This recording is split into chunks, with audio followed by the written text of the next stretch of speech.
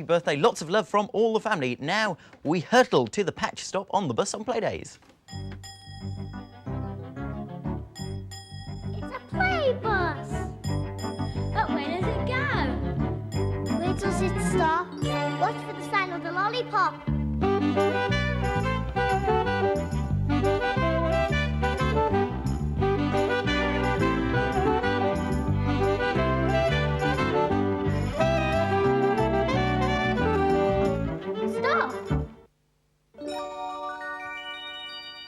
It's the patch stop.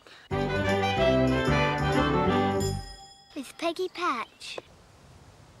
Peggy Patch is out today to find a patch to stop and play. Where will it be? Who will she meet? Perhaps she stopped at the end of your street. Peggy's got off the bus, but where's she stopped today? Can you guess? I'll give you some clues. It's a watery place with a road, but no bridge for the cars. Can you guess where she is?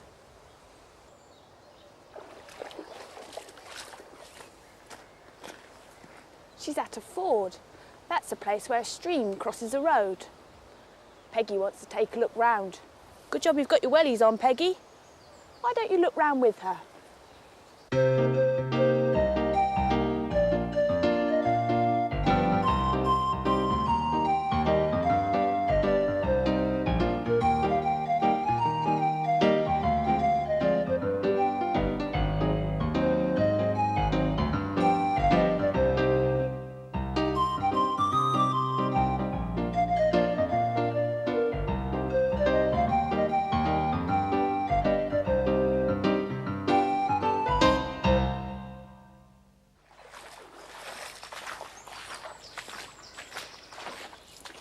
The stream comes from up there and goes down there into the trees.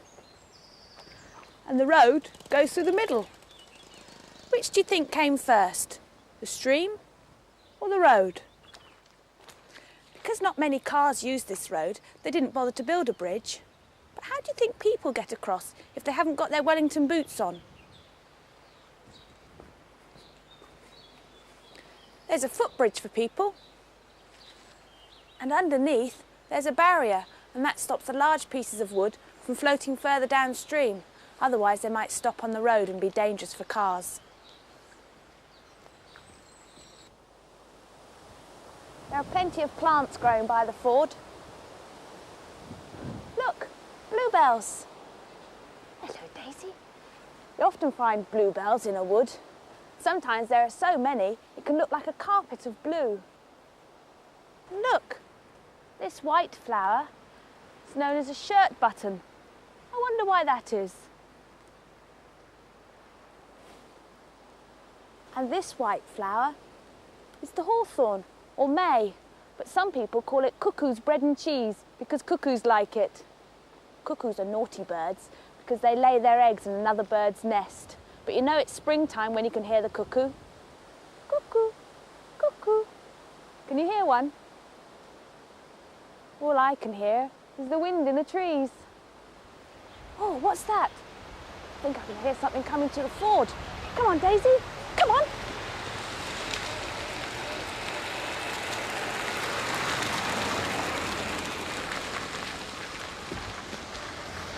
It's a car.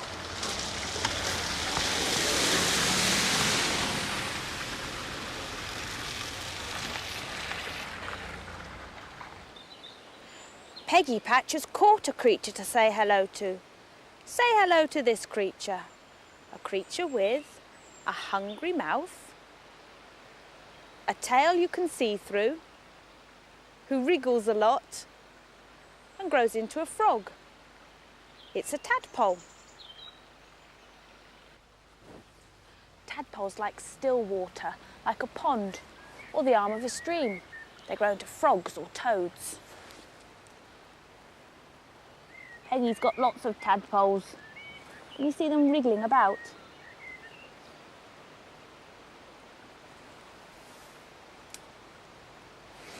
Tadpoles start off as a small black dot in a sort of jelly called spawn. And when they hatch out, they've got tails. Do you know how a tadpole grows? Well, it eats the jelly to make it grow big, and then first of all it grows its back legs, and then its front legs, and then goes to live on land where it loses its tail. And then it becomes a croaking and hopping frog, or toad. Peggy has an idea of how that happens.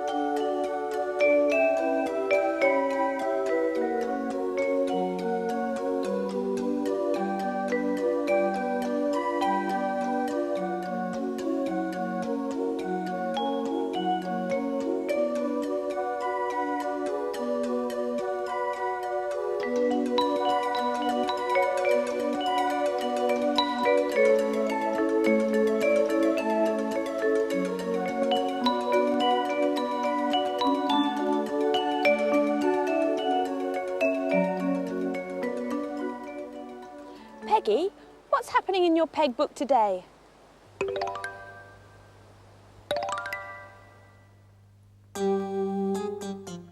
Down on Broom Common, there's someone very bright. When people make a mess of things, he always puts it right. His plans are most ingenious, they cause a good few shocks. Who is it? Fernando the Fox. This is an emergency, Fernando the Fox said to his friend Jerry the Jay. They were hiding in some bushes, watching a bulldozer push trees, bracken, bushes, earth, everything in its path. That machine is making a road. A road? Jerry squawked. Across our common? We must stop it. What are you going to do? I'm going to think up my cleverest plan to date. Yes. You ask all the birds, I'll talk to the squirrels, hedgehogs and insects. We need everyone's help. Next day, when the men came to work, they found their bulldozer covered in caterpillars, slugs and snails. Here, Sid, called the man with the ginger hair. His name was Tom. We've got a plague of insects. I can't get into the cab. Well, pull them off then. Not likely, they give me the abjabs. If I see a slug in the garden, I call the wife. Sid bravely started to prise caterpillars off the bulldozer one by one. Ouch, they sting. He just got hold of a large, furry one. Told you not to touch them. Tom was unsympathetic. Anyhow, the way you're going on, it will take a month of Sundays. Why don't you hose them off? And where am I going to find a tap in the middle of Broom Common? In the end, they decided to go and have a good, long lunch. It was a very, very long lunch. Even so, when they had swallowed their last bite of treacle tart, they still had no answer to the problem. We could phone the zoo and ask if they would lend us an anteater, Tom suggested. Don't be stupid, Sid replied. All right, have you got a better idea? Yes, we'll go home. Round one to us. Fernando grinned when the men didn't return. Next morning, to Tom and Sid's relief, every slug, snail and caterpillar had gone. So they got into their bulldozer, started up the engine, and then the birds arrived. Flocks and flocks of them. The starlings came first, flying straight across the windscreen, blocking the men's view. Caterpillars yesterday, birds today. There's a jinx on this job, grumbled Tom. Well, they can't keep it up for long, said Sid. But they did. When the starlings had got tired, the blackbirds took over. Then Jerry led the jays, magpies and rooks. Next came the pigeons, the thrushes, and then the great tits, blue tits, robins and wrens, and all were crying, "We won't let you destroy the trees and bushes where we nest." Of course, Tom and Sid couldn't understand. All they knew was that they had lost another day's work, and their boss would not be pleased when they told him about plagues of caterpillars or attacking birds. Second round to us, said Fernando, positively smirking. He thanked the birds, then called the squirrels, mice and hedgehogs. Tonight, he said, it's our turn. Sid and Tom were in no hurry to get to work next day, and just as they had feared, they met another disaster. Their tyres were in tatters. The squirrels, mice and hedgehogs, led by Fernando himself, had gnawed them to shreds overnight. What are we going to tell the boss? Asked Tom. Their boss, Mr. Bash, went purple in the face. Caterpillars? Animals gnawing tyres? Are you trying to make a monkey out of me? At that moment, the phone rang, and it was the Minister of Transport. Hello, Bash. What's the progress on our motorway? Not much, I'm afraid, Minister, due to, animal interference. We've only managed to clear a few yards. The Minister was very angry. Do you realise this motorway is costing £1 million a week to build, and now you're telling me that it is costing me £1 million not to build? What's more, my desk is heaped high with letters and petitions against the scheme. Right, the motorway is cancelled. All the animals watched the useless bulldozer being towed away. 3 cheers for Fernando, Jerry shrieked. We've won! And every bird, animal and insect, down to the smallest slug, joined in. Hurrah! Hurrah! Hurrah! Hurrah! Hurrah! Hurrah! Hurrah for Fernando! Probably lots of insects, like caterpillars and... Dragonflies. What else might be hiding? What would be hiding in the long grass? Crickets, rabbits, some larvae. Oh yes, could be. What about, what might be hiding in the trees? Squirrels. It could be, couldn't it? Where was Peggy hiding then? Because I lost her. She might be hiding in the grass. Should we go and say hello to her then?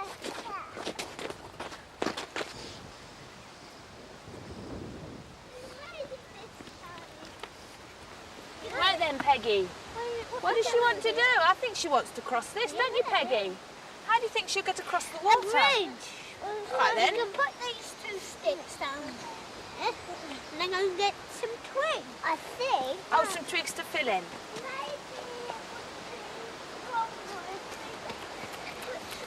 Put them across.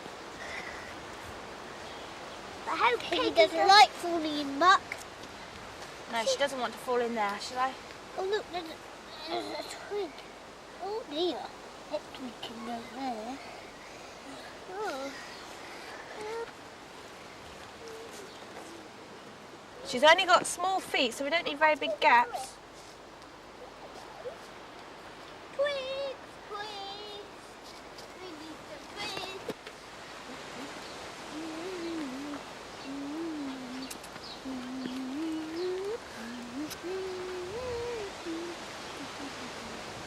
Nice thick ones. Oh yes, I'll put them down. That's it, so she doesn't fall over there.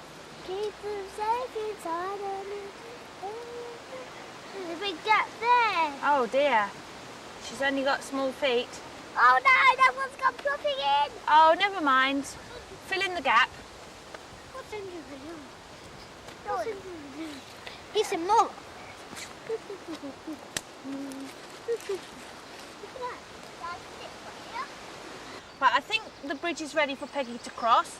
So you hold on to her, and I'll go around to here and be Mr. Crocodile. And can't you go across?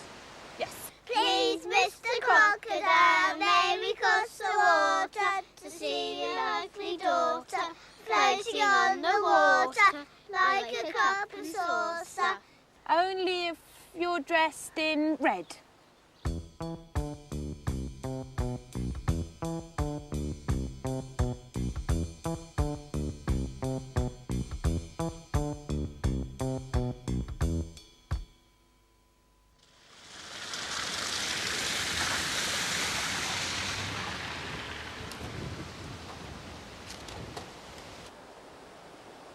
Peggy Patch's puzzle. Peggy's expecting quite a lot of different things to cross the ford. Do you know what they are?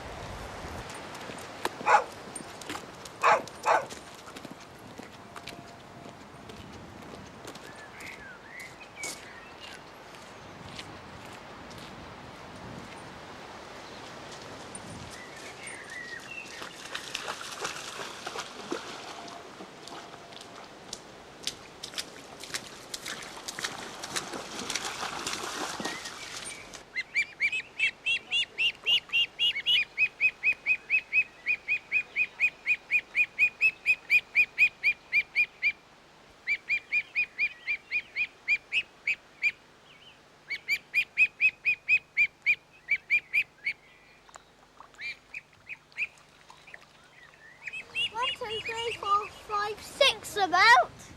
They're invisible when you look down here. But they've got better spots on them. How many I in the think jar one's then? doing a poo or a tiny leg. How many are there? About 7 or 6 or 8. I make it 7. Do you think we'll find any other creatures down in the Yeah. ford? Yes. In lots of mud? Yeah. Should we go and see?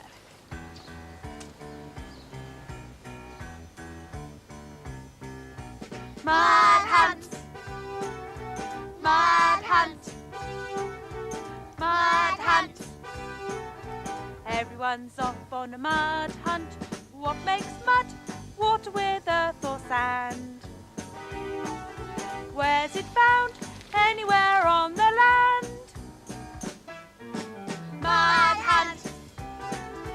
Mud hunt! Mud hunt!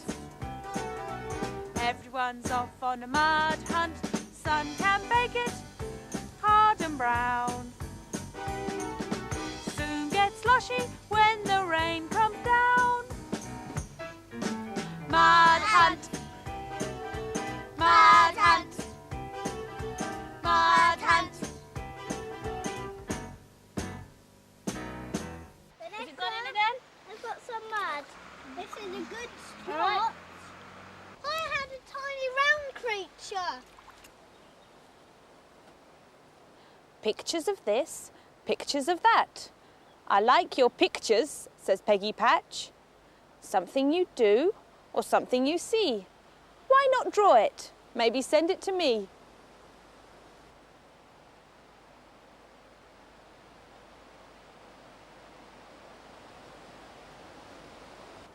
Here comes the car, into the ford.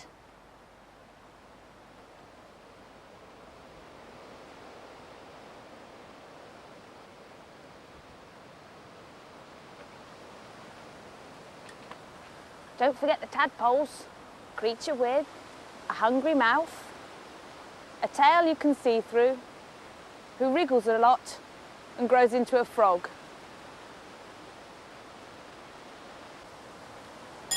Oh, the bus is here. I better tell Peggy. Peggy, don't get too wet. You've got to get on the bus. Peggy's off to find us another patch for next week. See you there.